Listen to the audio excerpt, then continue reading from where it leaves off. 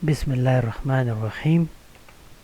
आज हम एनीमिया के बारे में पढ़ेंगे और drug use to treat anaemia, यानी वो मेडिसन जो कि एनीमिया को ट्रीट करे, उस ड्रग के बारे में हम पढ़ेंगे। तो इसके लिए सबसे पहले हमें पता होना चाहिए कि एनीमिया क्या चीज़ है। सही है, चलो नेक्स्ट स्लाइड पे चलते हैं और देखते हैं कि एनीमिया क्या चीज़ है।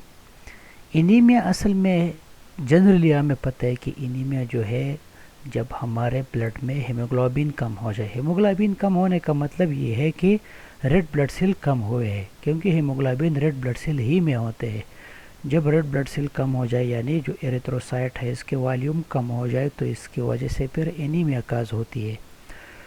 हीमोग्लोबिन का फंक्शन ये है कि वो ऑक्सीजन कैरी करता है different parts of the body, जो डिफरेंट टिश्यूज़ है इसको ऑक्सीजन लेके जाता है और फिर टिश्यू ऑक्सीजन की मदद से मेटाबॉलिज्म करते हैं और इसकी मदद से फिर एनर्जी बनाता है, यानी जो एडेनोसिन ट्राइफॉस्फेट वगैरह इस तरह।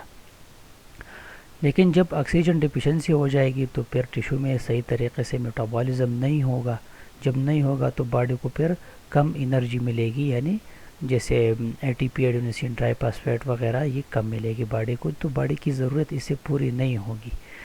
तो इसीलिए इन्हीं में फिर आपने देखा होगा कि इस तरह के पेशेंट को ज़्यादातर फिर इसका कलर पेल नज़र आता है, यानी कमज़ोर हुआ होता है। ठीक है, शार्टनेस ऑफ ब्रेथ भी अगर ज़्यादा है एनीमिया, क्योंकि फिर रिस्पिरेशन जो है, रिस्पिरेटरी सिस्टम वो कंपनसेशन में ज़्यादा ऑक्सीजन देते हैं, जल्दी जल्दी सांस लेना, ताकि जिस्म को काफ़ी मकदार में ऑक्सीजन जाए। लेकिन उससे फिर नहीं होता जब एनीमिया ज़्यादा होता है। तो इसीलिए anaemia is defined as below normal plasma haemoglobin concentration. Normal haemoglobin से जब हेमोग्लोबिन कम हो जाए, resulting from decrease number of circulating red blood cell, यानी जब रेड ब्लड सेल का नंबर डिक्रीज हो जाए, खुद ब खुद हेमोग्लोबिन कम हो जाएगा, क्योंकि हेमोग्लोबिन रेड ब्लड सेल के अंदर ही होता है। यानी जो एक सेल होता है रेड ब्लड सेल एरिथ्रोसाइट, इसमें तकरीबन 300 मिलियन तक हेमोग्लोबिन का मॉलिक्यूल्स होते हैं। अच्छा, और an abnormally low total haemoglobin content per unit of blood volume, तो फिर इसको हम एनीमिया कहते हैं। तो simple anaemia is deficiency of haemoglobin, और सिंपल करते हैं deficiency of red blood cell. Red blood cell में जब कमी आती है तो इस वजह से फिर एनीमिया होती है। एनीमिया के मरीज़ जब आप देखेंगे तो general sign and symptoms anaemia की होंगी। फटीग, थकावट महसूस करेंगे पेशेंट, ठीक है, क्योंकि प्रॉपर एनर्जी नहीं मिल रहा, ऑक्सीजन नहीं मिल रहा। तो फिर एरोबिक रिस्पिरेशन की वजह से या एरोबिक मेटाबॉलिज्म की वजह से जो सेल में होते हैं नॉर्मली, फिर एनएरोबिक रिस्पिरेशन होता है, जिसके नतीजे में लैक्टिक एसिड बनते हैं फिर। अच्छा, पेशेंट को पल्पिटेशन होते हैं। पल्पिटेशन का मतलब है कि स्ट्रांग इरेगुलर जो हार्ट बीट होते हैं। सही है, so rapid strong irregular heart beat, इसको पल्पिटेशन कहते हैं। शार्टनेस ऑफ ब्रेथ होते हैं मरीज़ को, कलर जो है पेल होता है, डिजीनेस होते हैं और इंसोम्निया, लॉस ऑफ स्लीप। इसके लिए जो मेडिसिन हम देंगे जी, ट्रीटमेंट ऑफ एनीमिया, ये सारे सप्लीमेंट ही है। ठीक है, जैसे सायानोकोबाल्मिन, B12 जो आते हैं, ये जेनेरिक नेम है और ये ब्रांड नेम है। एरिथ्रोपायोटिन के नाम से आते हैं, सबक्यूटेनियस भी लगाते हैं इसको। एपोजिन और प्रोक्रेट, ये इसके फिर ब्रांड नेम है और ये जेनेरिक नेम है। एरिथ्रोपायोटिन, एरिथ्रोपायोसिस यानी जो रेड ब्लड सेल फार्मेशन होता है, इसमें हेल्प करता है ये। फॉलिक एसिड आपको पता है, ये भी सप्लीमेंट हम देते हैं, और आयरन हम देते हैं। फिर मुख्तलिफ़ किस्म के आयरन है, ओरल आयरन भी है, पेरेंटल आयरन भी है। जैसे आयरन सक्रोज हम पेरेंटली देते हैं IV से, इंट्रावेनसली। ठीक है, सिकल सेल एनीमिया को हम किस तरह ट्रीट करेंगे? फिर हाइड्रॉक्सीयूरिया और फेंटाक्सीफाइलिन, इसमें ज़्यादातर हाइड्रॉक्सीयूरिया ही इस्तेमाल होती है। अच्छा, एनीमिया क्यों होती है जी? काजेज ऑफ एनीमिया, या तो क्रोनिक ब्लड लॉस हो गया, क्रोनिक ब्लड लॉस हो गया जी, तो उस ब्लड लॉस की वजह से, जब ज़्यादा ब्लड लॉस हो गया है तो उसकी वजह से एनीमिया होगी। ठीक है, या GI ब्लीडिंग है फॉर एग्जांपल, जहाँ भी ब्लीडिंग हो तो इससे फिर एनीमिया काज होती है। बोन मेरो एबनॉर्मेलिटीज़ है, यानी ब्लड सेल जो है वो बंद ही नहीं रहे, एरिथ्रोपायोसिस जो है वो होता ही नहीं है प्रोसेस। ठीक है, तो एरिथ्रोपायोटिक जो सेल है वहाँ पर सेल्स नहीं बनते, रेड ब्लड सेल नहीं बनेंगे, बोन मेरो एबनॉर्मेलिटीज़ है। इंक्रीज हेमोलाइसिस, या जो ब्लड सेल्स बन तो रहे हैं लेकिन इसका हेमोलाइसिस ज़्यादा हो रहा है, यानी ज़्यादा ब्लड सेल जो है वो ख़राब हो रहा है। हीमोलाइसिस का मतलब है, हीम का मतलब ब्लड, लाइसिस का मतलब तोड़ना, ज़्यादा ब्लड के जो सेल्स है वो लाइसिस हो रहे हैं, तो उस वजह से फिर they would not be able to carry oxygen. Infection है जी बॉडी में, उस वजह से भी एनीमिया होती है। मेलिग्नेंसीज, कैंसर वगैरह, इसमें एनीमिया बहुत ज़्यादा होती है। रेनल फेलियर, क्योंकि वहाँ से एरिथ्रोपायोटीन आपका रिलीज़ होता है रेनल किडनी से, और वो फिर रेड ब्लड सेल फार्मेशन में हेल्प करता है, जैसे एरिथ्रोपायोटीन वगैरह। लेकिन जब रेनल फेलियर होता है तो फिर एरिथ्रोपायोटीन रिलीज नहीं होगा, तो नए ब्लड सेल्स नहीं बनेंगे। Anaemia can be at least temporarily corrected by transfusion of whole blood. Temporarily आर्जी तौर पर आप इसको अगर करेक्ट करना चाहते हैं तो आप transfusion of whole blood, whole blood का मतलब है जिसमें प्लाज्मा और पूरा red blood cell, white blood cell सब आप लगाते हैं। Large number of drug cause toxic effect on blood cell, ठीक है। लार्ज नंबर ऑफ ड्रग जो है, मुख्तलिफ़ किस्म के ड्रग्स है, वो ब्लड सेल पर इफ़ेक्ट करता है क्योंकि उसकी टॉक्सिसिटी होती है, ठीक है। हेमोग्लोबिन पर भी असर करता है, जो हेमोग्लोबिन प्रोडक्शन होते हैं। और एरिथ्रोपायोटिक ऑर्गन्स, जहाँ पर एरिथ्रोपायोटीन बनते हैं, जैसे किडनी हो गया, सही है, विच इन टर्न में काज एनीमिया, जिसकी वजह से फिर एनीमिया काज होते हैं, जो मुख्तलिफ़ किस्म के मेडिसिन होते हैं। In addition nutritional anaemia are cause by dietary deficiencies of substances such as iron, folic acid and vitamin B12, cyanocobalamin जो है, that are necessary for normal erythropoiesis. Dietary anaemia ये कि आपके डाइट में जो है आपको सप्लीमेंट या न्यूट्रिशन सही तरीके से नहीं मिल रहा, तो जिन लोगों के न्यूट्रिशन में डिफिशिएंसीज है आयरन की, फोलिक एसिड की, विटामिन B12 की, तो उनका फिर एरिथ्रोपायोसिस न्यूट्रिशन डिफिशिएंसी की वजह से नहीं होगा, तो फिर वो डाइटरी यानी सप्लीमेंट से ठीक होते हैं। आयरन की तरफ आते हैं सबसे पहले जी। Iron is stored in the intestinal mucosal cell, जो इंटेस्टिनल म्यूकोजल सेल है, जो इंटेस्टिन में म्यूकोजा के ऊपर जो सेल लगे होते हैं, म्यूकोजा में सेल्स है, लीवर में जो सेल्स है, ये हेपेटोसाइट्स जो है स्प्लीन में एंड बोन मेरो में, ठीक है। तो वहाँ पर आयरन स्टोर होता है एज फेरेटिन फॉर्म में, ठीक है। फेरेटिन जो है ये आयरन प्रोटीन कॉम्प्लेक्स है, फेरेटिन, ये इस फॉर्म में सेव होता है, स्टोर होता है एब्जॉर्प्शन के लिए, बाद में जब ज़रूरत पड़ेगी जिस्म को तो यहाँ से एब्जॉर्ब होगा एंड डिलीवर टू द मेरो फॉर हेमोग्लोबिन प्रोडक्शन बाय ट्रांसपेरिन। फिर ट्रांसपेरिन आके इसको बोन मेरो में लेके चलते हैं फेरेटिन को, ठीक है, हेमोग्लोबिन फार्मेशन के लिए। हीमोग्लोबिन, ठीक है, ये भी प्रोटीन है, हीम और ग्लोबिन। हीम फिर ये आयरन पार्ट है और ग्लोबिन ग्लोबुलिन प्रोटीन पार्ट है। सो ये haemoglobin production by transferrin transport protein, ठीक है जी। तो फेरेटिन फॉर्म में ये सेव होता है कहाँ पे, म्यूकोजल सेल में, लीवर में, स्प्लीन और बोन मेरो में। फिर फेरेटिन फॉर्म में सेव होता है और इसके बाद फिर ट्रांसपेरिन प्रोटीन जो है इसको बोन मेरो में ले जाके हेमोग्लोबिन प्रोडक्शन करता है आयरन से। Iron deficiency, the most common nutritional deficiency, result from negative iron balance due to depletion of iron store and inadequate intake such as acute or chronic blood loss, menstruating or pregnant women, period of accelerated growth in children। सही है, तो वहाँ पर iron deficiency ज़्यादा काज होते हैं, जहाँ जहाँ पे आयरन का इंटेक कम है, डाइटरी आयरन इंटेक नहीं है, ठीक है, ब्लड लॉस हो रहा है, एक्यूट है या क्रोनिक है। मेंस्ट्रेटिंग और प्रेग्नेंट वुमेन जो है मेंस्ट्रुअल साइकिल में ब्लड लॉस होता है, लेकिन ये नॉर्मल से ज़्यादा जब लॉस हो जाए तो एनीमिया की तरफ जाता है पेशेंट। या जो प्रेग्नेंट वुमेन है इसके लिए ज़्यादा एनर्जी की ज़रूरत होती है, तो उसमें आयरन डिफिशिएंसी हो सकती है। Period of accelerated growth in children, बच्चे जो है उसमें भी ग्रोथ बहुत ज़्यादा होती है, तो इसलिए इनको बहुत ज़्यादा एनर्जी की, आयरन की ज़रूरत होती है, तो वहाँ पर भी आयरन डिफिशिएंसी होती है। In addition to general sign and symptoms of anemia, iron deficiency anemia may cause PECA। PECA का मतलब है कि नॉन न्यूट्रिशंस जो मटेरियल है वो खाते हैं लोग, ठीक है, जैसे hunger for ice, dirt, papers, pencil, ठीक है, कागज़ लोग खाते हैं, मिट्टी खाते हैं, सॉइल वगैरह, इसको PECA कहते हैं। सही है, तो ये जो साइन एंड सिम्टम्स आपको नज़र आएगा, अगर कोई बंदा ज़्यादातर इस तरह की चीज़ें खाते हैं तो वो आयरन डिफिशिएंसी उसमें हम सस्पेक्ट कर सकते हैं। अच्छा जी, कोएलोनिकियास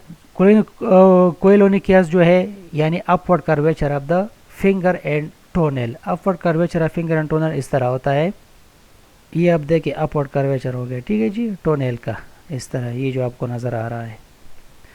and soreness and cracking at the corner of the mouth, और मुंह जो है वो पक जाता है इससे, जो कॉर्नर्स होते हैं लिप्स के नीचे, बिल्कुल लिप्स के जो साइड्स है, ठीक है, वहाँ पर क्रैक्स होते हैं, सोरनेस आते हैं, तो ये आयरन डिफिशिएंसी के सिम्टम्स होते हैं, साइंस एंड सिम्टम्स। आयरन का मैकेनिज्म ऑफ एक्शन बस सिंपल है, जिसे नॉर्मल आयरन हम कहते हैं, मैंने आपको बताया कि वो जाके म्यूकोसा सेल में स्टोर होता है एब्जॉर्प्शन के लिए फेराटीन फॉर्म में, ठीक है। तो सिंपल ये supplementation with elemental iron correct the iron deficiencies. The CDC recommend 150 to 180 milligram per day of oral elemental iron. elemental का मतलब वो आयरन जो एब्जॉर्ब होता है, ठीक है, एब्जॉर्प्शन के लिए जो अवेलेबल होता है, इसको एलिमेंटल आयरन कहते हैं। Administer and divided doses 2 or 3 time daily for patient with iron deficiency anaemia, ठीक है जी। ये फिर CDC रिकमेंड करता है, सेंटर फॉर डिजीज़ कंट्रोल वगैरह, वो लोग फिर 150 to 180 मिलीग्राम पर डे के हिसाब से रिकमेंड करते हैं, डिवाइडेड इन 3 डोजेस। अच्छा, आयरन जब खाते हैं तो इसका फार्माकोकाइनेटिक्स क्या होगा? आयरन सप्लीमेंट जो लेते हैं जनरली बाजार में मिलते हैं, ठीक है। आयरन इज एब्जॉर्ब, आप किसी फार्मेसी में जाइए, आपको उधर फार्मेसी में ही आयरन सप्लीमेंट जो मिलेंगे, तो उसका सिंपल फार्माकोकाइनेटिक सप्लीमेंट ही होते हैं ये, यानी आपके जिस्म में जाके ये एब्जॉर्ब होंगे, सिंपल जैसे नेचुरल आयरन आपके जिस्म में म्यूकोजल सेल में स्टोर होता है, ये भी जाके उधर ही स्टोर होगा। Iron is absorb after oral administration, अगर आपने ओरली ले लिया तो ये एब्जॉर्ब होंगे। Acidic condition in the stomach keep iron in the reduce ferrous form which is the more soluble form, यानी एसिडिक कंडीशन है अगर स्टमक में, तो आयरन को फेरस फॉर्म ही में, रिड्यूस फेरस फॉर्म में रखते हैं, जो कि बहुत ज़्यादा सॉल्युबल फॉर्म है। Iron is then absorb in the duodenum, ये बात याद रखें कि आयरन ड्यूडेनम में एब्जॉर्ब होता है। The amount absorb depends on the current body stored of iron, आपके जिस्म में अगर आयरन पहले से है और आप सप्लीमेंट कर रहे हैं, लेकिन उधर कम मकदार में आयरन चाहिए, तो इतना ही मकदार में आयरन एब्जॉर्ब होगा, बाकी आयरन जो है वो एब्जॉर्ब नहीं होगा। तो ये जिस्म खुद ब खुद नेचुरली डिटेक्ट करेगा कि हमें कितने आयरन की ज़रूरत है, वो इतना ही एब्जॉर्ब करेगा। जो बाकी आयरन आप खाते हैं वो जो है एब्जॉर्ब नहीं होगा, ठीक है। ओरल प्रिपरेशन इंक्लूड, जैसे फेरस सल्फेट के नाम से आते हैं, आप लोग देखेंगे फेरस फ्यूमेरेट के नाम से आते हैं, फेरस ग्लूकोनेट के नाम से आते हैं, ठीक है। पॉलीसेकेराइड आयरन कॉम्प्लेक्स भी आता है, and carbonyl iron formulation. Carbonyl iron जो है ये 100% एलिमेंटल आयरन होता है इसमें, यानी 100% ये एब्जॉर्ब होते हैं।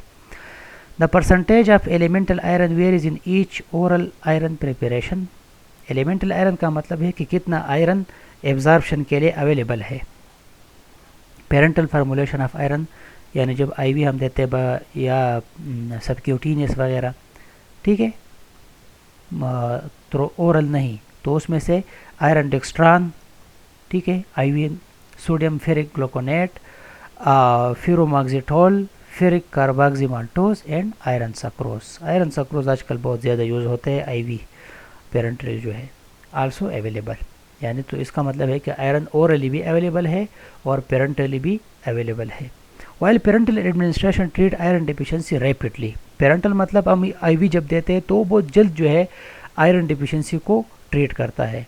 ओरल एडमिनिस्ट्रेशन में टेक सेवरल वीक्स, जो ओरल एडमिनिस्ट्रेशन है उसमें हफ्ते लग जाते हैं, और पेरेंटल जो एडमिनिस्ट्रेशन है वो बहुत जल्द विद इन 1 वीक तकरीबन आयरन डिफिशियंसी को रिप्लेस करेक्ट करेगा। अच्छा, ये जो टेबल आपको नज़र आ रहा है कैरेक्टरिस्टिक ऑफ आयरन सप्लीमेंटेशन, यानी आयरन फार्मूलेशन, अगर फेरस ग्लूकोनेट आप देख ले, ये फिर इसके ब्रांड नेम दिए हैं, ठीक है, अकॉर्डिंग टू लिपनकॉट। फेरस ग्लूकोनेट जो है, फेरस ग्लूकोनेट एलिमेंटल आयरन इसमें 12% है, यानी फेरस ग्लूकोनेट अगर आप खाते हैं तो इसमें से ओनली 12% जो है वो आयरन एब्जॉर्बेबल है, एलिमेंटल आयरन, ठीक है। नोट्स में आपको बता रहा है कि लेस एलिमेंटल आयरन है but similar tolerability to ferrous sulphate, tolerability जो है सिमिलर है जैसे फेरस सल्फेट है। Ferric ammonium citrate, ferric ammonium citrate जो आयरन सिट्रेट के नाम से आते हैं, इसमें एलिमेंटल जो आयरन है 18% ही एब्जॉर्ब होगा। Less bioavailable than ferrous salt, bioavailability बहुत कम है, इसका मतलब 18% ही एब्जॉर्ब होगा। Must be reduce to ferrous form in the intestine, intestine में फेरस फॉर्म में फेरस फार्म जो है आपको पता है सालुबल फार्म है इसका, तो ज़्यादा ऑब्जर्व होगा। फेरस सल्फेट जो है ये 20% एब्जॉर्ब होता है। Most common oral iron supplementation है फेरस सल्फेट, बहुत ज़्यादा। Low cost with good effectiveness and tolerability. Low cost मतलब कम कीमत में मिल जाते हैं और इफेक्टिवनेस भी उसका ज़्यादा है और टॉलरेबल है पेशेंट को। फेरस सल्फेट एनहाइड्रस स्लोफी, फी मतलब इफ ई मतलब आयरन, एफ ई चीज़ को कहते हैं स्लोफी, ये नाम इसका फिर ब्रांड है असल में। ये 30% एलिमेंटल आयरन आता है इसमें। Extended release formulation of ferrous sulphate once daily dosing. Extended release मतलब इसका जो रिलीज़ होता है आराम आराम से होता है। And higher cost than ferrous sulphate, ferrous sulphate से फिर कास्ट में ये महंगे है। फेरस फ्यूमेरेट जो आते हैं, फेरस फ्यूमेरेट 33% एब्जॉर्बेबल है, यानी बायो अवेलेबिलिटी अगर हम ले लें इतना ही % एब्जॉर्ब होगा ये। Similar effectiveness and tolerability to ferrous sulphate ही की तरह जो है इसका टॉलरेबिलिटी और इफेक्टिवनेस है। कार्बोनिल आयरन ये बहुत ज़बरदस्त, ये 100% इस एलिमेंटल आयरन है। Micro particle of purified iron है ये, सही है। Dissolve in the stomach to form HCl salt to be absorbed. HCl salt जब बनाते हैं तो मतलब एसिडिक मीडियम बनेगा, तो इसमें आसानी से ये एब्जॉर्ब होता है। Least toxic than iron salt due to slower absorption rate, ठीक है। And continue iron absorption iron release for 1 to 2 days तक ये रिलीज होते हैं। तो कार्बोनिल आयरन जो है बहुत ज़्यादा एलिमेंटल आयरन है इसमें 100%।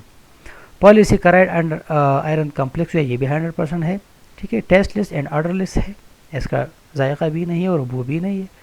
Once daily elemental iron dose similar to twice daily ferrous sulphate. तो ये बहरहाल एक सिमिलर मुआवजना किया गया है मुख्तलिफ आयरन फार्मूलेशन का एक दूसरे के साथ कि इसमें एलिमेंटल आयरन कितने फ़ीसद है और कितना टॉलरेबल है, इफ़ेक्टिव है, सही है। एडवर्स इफेक्ट क्या है, अगर हम बात करें आयरन की तो gastro intestinal disturbance cause by local irritation, यानी एब्डामिनल पेन होगा अगर कोई पेशेंट आयरन खाते तो ये कंप्लेन वो करेगा। कंस्टिपेशन की कंप्लेन करेगा, नाज़िया और diarrhoea. Dark stool the most common adverse effect of iron, जो ओरली आयरन है स्पेसिफिकली उसमें डार्क स्टूल होते हैं। स्टूल यानी जो फीसिस का कलर है वो डार्क हो जाएगा फेटल आयरन की वजह से। और फेटल हाइपर सेंसिटिविटी बहुत ख़तरनाक चीज़ भी है। एनाफाइलेक्टाइड रिएक्शन भी काज हो सकता है, एनाफाइलेक्टिक रिएक्शन, एलर्जिक रिएक्शन जो है। And patient receiving parental iron mainly iron dextran formulation. इसलिए जब भी आप IV आयरन देते हैं या पेरेंटली जो भी रूट से देते हैं, स्पेसिफिकली इसका पहले सबसे पहले टेस्ट डोज देना चाहिए। टेस्ट डोज जहाँ पर भी है should be administered prior to and iron dextran अगर देते हैं, चाहे आप आयरन सक्रूल भी क्यों नहीं देते हो तो इससे पहले भी टेस्ट डोज देना चाहिए ज़रूरी। In addition intravenous iron should be use cautiously, बहुत एहतियात से इस्तेमाल करना चाहिए। In the presence of active infection, जब एक पेशेंट को एक्टिवली इन्फेक्शन है इसका मतलब ये कि iron is essential for bacterial growth. जहाँ पे आयरन ज़्यादा होगा तो बैक्टीरियल ग्रोथ भी ज़्यादा होगी, क्योंकि आयरन क्या है, फोलिक एसिड है। तो इससे बैक्टीरिया क्या करता है, अपना फिर DNA आसानी से बनाते हैं, ठीक है जी। तो इसीलिए आयरन को बहुत एहतियाती तदाबीर के साथ इस्तेमाल करना चाहिए। अच्छा, फोलिक एसिड की तरफ आते हैं। फोलेट जिसको हम कहते हैं primary use of folic acid is in treating deficiency state that rise from inadequate level of vitamin. ज़्यादातर जो विटामिन की डिफिशियंसी होती है तो फिर हम फोलिक एसिड देते हैं। फोलेट डिफिशियंसी में be caused by increase demand, for example pregnancy and lactation. Pregnancy और लैक्टेशन में इसकी बहुत ज़्यादा ज़रूरत पड़ती है, ठीक है। Poor absorption caused by pathology of the small intestine.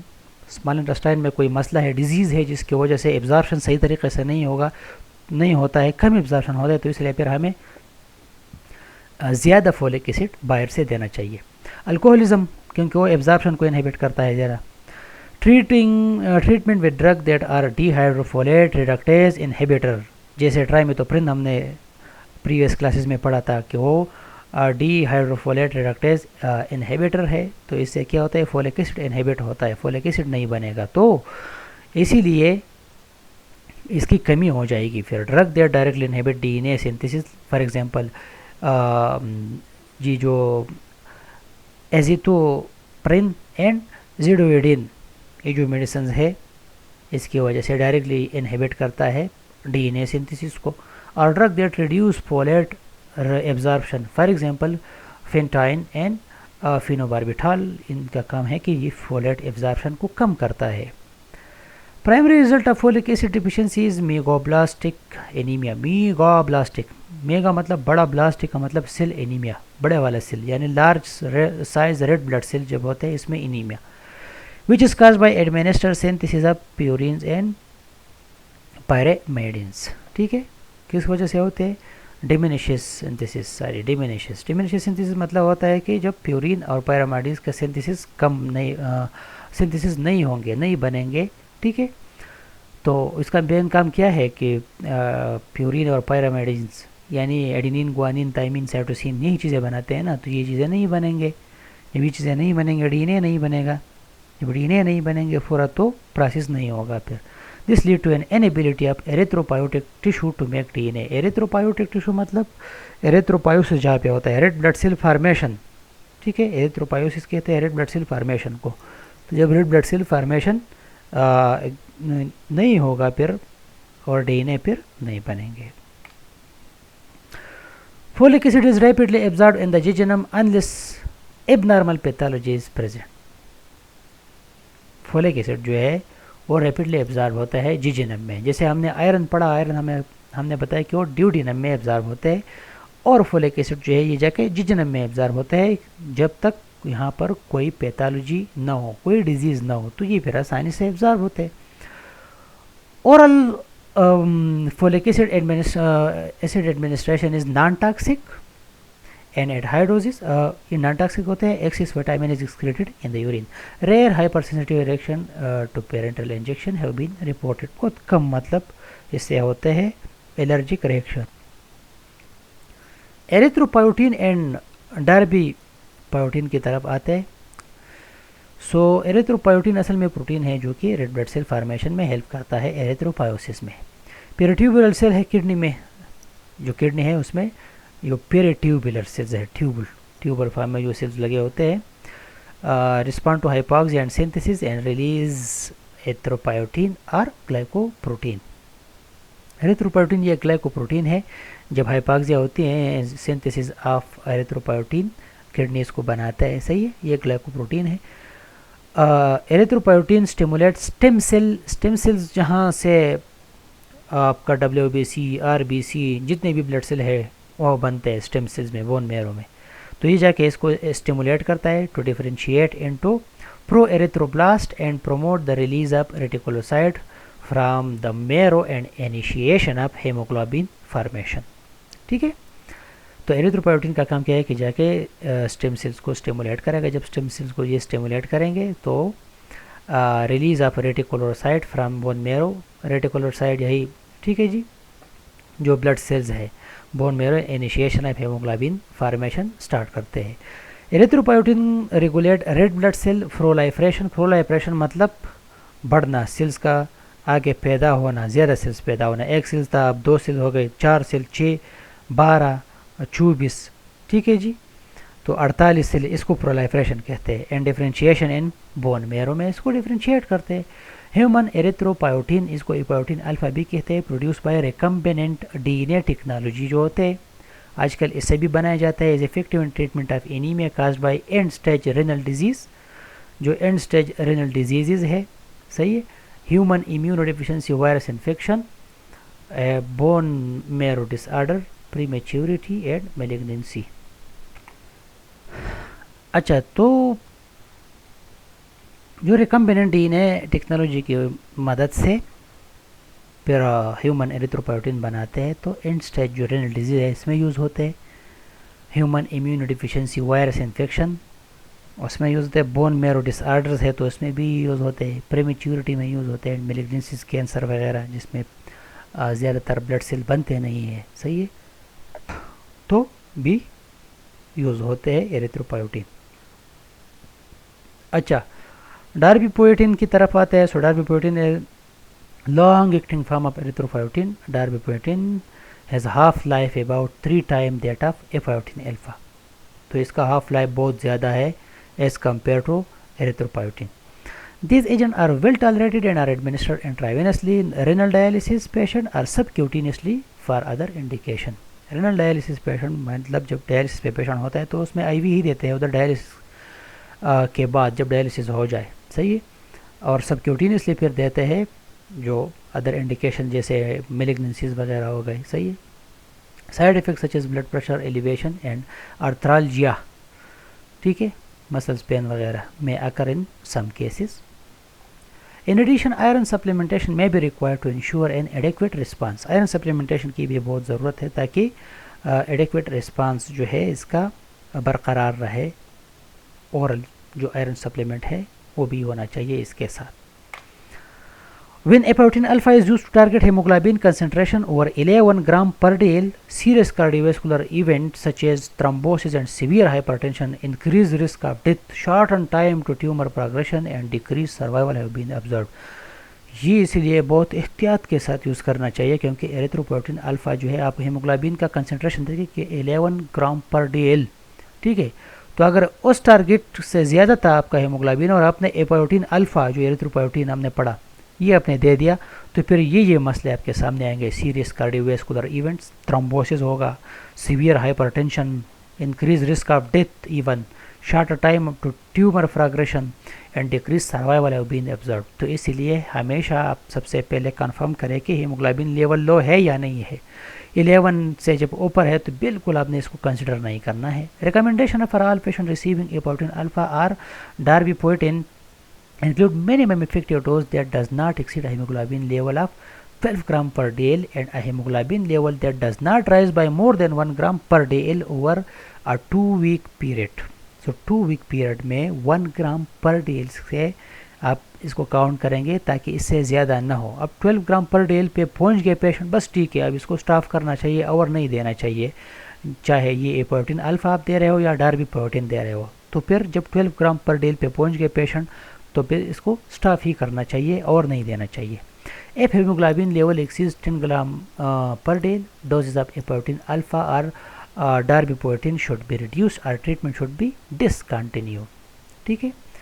Neither agent has any value in the acute treatment of anemia due to their delayed onset of action। तो इसीलिए acute anemia को अगर आप ट्रीट करना चाहते हैं तो उसी वक्त इसमें आप red blood cell pack cell का जो वॉल्यूम है उसको आप ट्रांसफ्यूज़ करें। ये चूँकि टाइम लेगा, इसके आंसर में टाइम लगता है, तो इसीलिए ये एक्यूट कंडीशन में इस्तेमाल नहीं होते। अच्छा, ये तो एनीमिया की बात हो गई। अब आते हैं agent use to treat sickle cell disease, जो सिकल सेल्स एनीमिया होता है, ठीक है जी, जैसे हाइड्रोक्सीयूरिया। ये oral ribonucleotide reductase inhibitor RNA, ठीक है जी, रिडक्टेज इनहिबिटर है that can reduce the frequency of painful sickle cell crisis. In sickle cell disease hydroxyurea increase fetal haemoglobin, जो फेटल हेमोग्लोबिन है HbF, सही है, इसको इंक्रीज करता है, दस डायलूटिंग द एबनॉर्मल हेमोग्लोबिन इस जो एबनॉर्मल हेमोग्लोबिन है, जब फेटल हेमोग्लोबिन ज़्यादा होता है तो एबनॉर्मल हेमोग्लोबिन को डायलूट करता है, तो एबनॉर्मल हेमोग्लोबिन का जो असर है, इफेक्ट है, वो कम करता है। क्लिनिकल रिस्पांस में टेक 3 और 6 मंथ्स, ठीक है, तो मतलब टाइम बहुत ज़्यादा लेता है। Important side effects of hydroxyurea include bone marrow suppression, ठीक है, साइड इफेक्ट्स में है bone marrow suppression and cutaneous vasculitis, जो स्किन में वेजल्स वगैरह है इसका इन्फ्लेमेशन होते हैं। It is important that hydroxyurea is administered under the supervision of a provider experience in the treatment of sickle cell disease. इसीलिए ये स्पेशल लोग ही इसको एडमिनिस्टर करेंगे जो कि सिकल सेल डिजीज़ को ट्रीट करता है, या जो ख़ासकर ऑन्कोलॉजी में वहाँ पर नर्सेस है, कैंसर्स के साथ मुंसलिक जो नर्सेस है कैंसर केयर के साथ, तो वही नर्सेस या मेडिकल डॉक्टर्स जो है वो इसको एडमिनिस्टर करेंगे। इन्हीं में मैनेजमेंट में आप यहाँ पर देख ले तो सियानोकोबालमीन B12 जो आते हैं, इसके एडवर्स इफेक्ट होंगे, इंजेक्शन साइट पे पेन होगा, ठीक है, आर्थरालजिया, डिजीनेस, हेडेक, नेजोफेरेंजाइटिस, नेजल और फेरेंजल इन्फ्लेमेशन, एनाफाइलेक्सिस भी हो सकता है इससे। ये फिर ड्रग इंटरेक्शन है कि प्रोटॉन पम्प इनहिबिटर में decrease oral absorption of vitamin B12। अगर प्रोटॉन पम्प इनहिबिटर जो है वो ले रहे हैं तो फिर एब्जॉर्प्शन ऑफ विटामिन B12 को कम करता है। APPI जैसे पेंटाप्राजोल, एमेप्राजोल, डेक्सलेंसोप्राजोल वगैरह, एसोमेप्राजोल ये आप लेते हैं तो इसके साथ विटामिन B12 का एब्जॉर्प्शन कम होगा। अब मॉनिटरिंग पैरामीटर ये कि विटामिन B12 आप मॉनिटर करें, फोलेट, आयरन, इन चीज़ों को आप मॉनिटर रखा करें। सही है। अच्छा, एरिथ्रोपोएटिन एपोएटिन अल्फा जो अभी हमने पढ़ा, इसका एडवर्स इफेक्ट होगा oedema, प्रोराइटिस, Nazia, vomiting, hypertension, cardiovascular जो CVAs है, ठीक है। जैसे इसमें अब मैंने आपको बताया कि थ्रोम्बोसिस भी काज हो सकती है, सीवियर हाइपरटेंशन भी काज कर सकता है, ठीक है।